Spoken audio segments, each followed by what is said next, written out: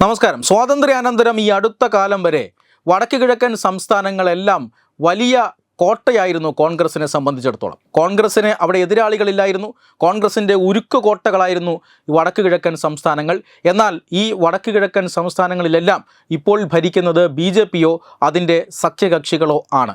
എന്താണ് കോൺഗ്രസിനെ ഇത്രയധികം അവിടെ അനഭിമതരാക്കിയത്, അവിടുത്തെ വോട്ടർമാർ തള്ളിക്കളഞ്ഞത്, തിരസ്കരിച്ചത് എന്ന ചോദ്യത്തിന് ഒരു ഉത്തരമാണ്, അല്ലെങ്കിൽ ആ ഉത്തരം അയക്കാവുന്ന കണക്കുകളാണ് ഇന്നലെ അസം മന്ത്രി അതുൽ ബോറ പ്രതിപക്ഷത്തിന് നൽകിയത്, അല്ലെങ്കിൽ പുറത്തുവിട്ടത്.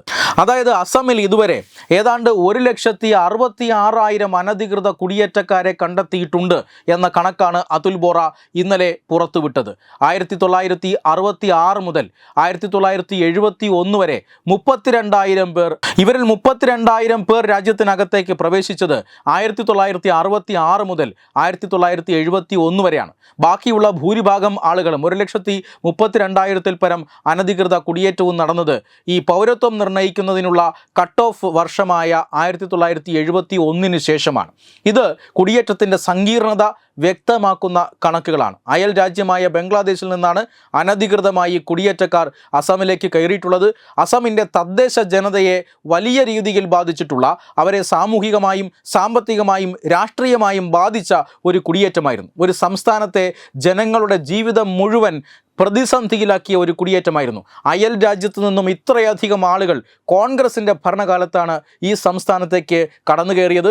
തീർച്ചയായും തദ്ദേശവാസികൾക്ക് ലഭിക്കാനുള്ള സമ്പത്തും ഭൂമിയും മറ്റ് വിഭവങ്ങളുമെല്ലാം ഈ വലിയ അളവിൽ വരുന്ന അനധികൃത കുടിയേറ്റക്കാർ ഇത്രയും നാൾ കൊള്ളയടിച്ചു എന്നുള്ളതാണ് ആ സംസ്ഥാനത്തെ സംബന്ധിച്ചിടത്തോളം കോൺഗ്രസിനെ അവർ തിരസ്കരിക്കാനുള്ള പ്രധാന കാരണം എന്ന് മനസ്സിലാക്കും. അതുകൊണ്ട് തന്നെ ഇപ്പോൾ ഇതുവരെ 30,000 പരം ആളുകളെ നാട് കടത്തിയിട്ടുണ്ട് എന്ന കണക്കും ഇപ്പോൾ ഹിമന്ത ബിശ്വ ശർമ്മയുടെ നേതൃത്വത്തിലുള്ള സർക്കാർ പുറത്തുവിട്ടിട്ടുണ്ട്. അതായത് അമേരിക്ക അടക്കമുള്ള ലോകരാജ്യങ്ങൾ അവിടേക്ക് കുടിയേറി പാർത്തിട്ടുള്ള അനധികൃത കുടിയേറ്റക്കാരെ അതത് രാജ്യങ്ങളിലേക്ക് അയച്ചുകൊണ്ടിരിക്കുകയാണ്. പക്ഷേ അമേരിക്കയല്ല ഇത് ആദ്യം തുടങ്ങിവെച്ചത്. അതിനു മുന്നേ ഹിമന്ത ബിശ്വ ശർമ്മ അവിടെ അസമിൽ ചില പ്രവർത്തനങ്ങൾ തുടങ്ങിവെച്ചു എന്നാണ് ഈ കണക്കുകൾ സൂചിപ്പിക്കുന്നത്. 30,000-ലധികം അനധികൃതമായി രാജ്യത്ത് കുടിയേറിയ ബംഗ്ലാദേശികളെ ഇതിനോടകം തന്നെ നാട് കടത്തിക്കഴിഞ്ഞു. പക്ഷേ ഇനിയും ഒട്ടേറെ പേർ സംസ്ഥാനത്തുണ്ട്. അവരെ വിദേശികളെന്ന് കണ്ടെത്തിയിട്ടുണ്ട്. അവരെ രാജ്യത്തിന് പുറത്താക്കേണ്ട ബാധ്യത തീർച്ചയായും അതത് സർക്കാരുകൾക്കാണ്. പക്ഷേ ദൗർഭാഗ്യവശാൽ ചരിത്രത്തിൽ ബംഗ്ലാദേശിൽ നിന്നും കുടിയേറി പാർക്കുന്ന മുസ്ലിങ്ങളെ വലിയൊരു വോട്ട് ബാങ്കായി കോൺഗ്രസ് കണ്ടു. അതുകൊണ്ട് തന്നെ അധികാരത്തിൽ തുടരാനായി അനധികൃത കുടിയേറ്റത്തെ കോൺഗ്രസ് പ്രോത്സാഹിപ്പിച്ചു എന്ന് വേണം ഈ അസമിൻ്റെ മന്ത്രി പുറത്തുവിട്ട കണക്കുകളിൽ നിന്ന് തന്നെ സൂചിപ്പിക്കുന്നത്. ഇത് അസമിൻ്റെ മാത്രം കണക്കാണ്. മറ്റ് ചില സംസ്ഥാനങ്ങൾ, ത്രിപുര അടക്കമുള്ള, പശ്ചിമ ബംഗാളും അതുപോലെ തന്നെ ജാർഖണ്ഡ് അടക്കമുള്ള മറ്റു പല സംസ്ഥാനങ്ങളിലും ഈ അനധികൃത കുടിയേറ്റം വലിയ പ്രശ്നമാണ്. അനധികൃത കുടിയേറ്റക്കാർ തദ്ദേശ ജനതയുടെ ജീവിതം ദുസ്സഹമാക്കിയിട്ടുണ്ട്. അവിടുത്തെ ജനസംഖ്യ അനുപാതത്തിൽ വലിയ മാറ്റങ്ങൾ വരുത്തിയിട്ടുണ്ട്. അവിടുത്തെ മതപരമായ ഘടനയിൽ വലിയ മാറ്റങ്ങൾ വരുത്തിയിട്ടുണ്ട്.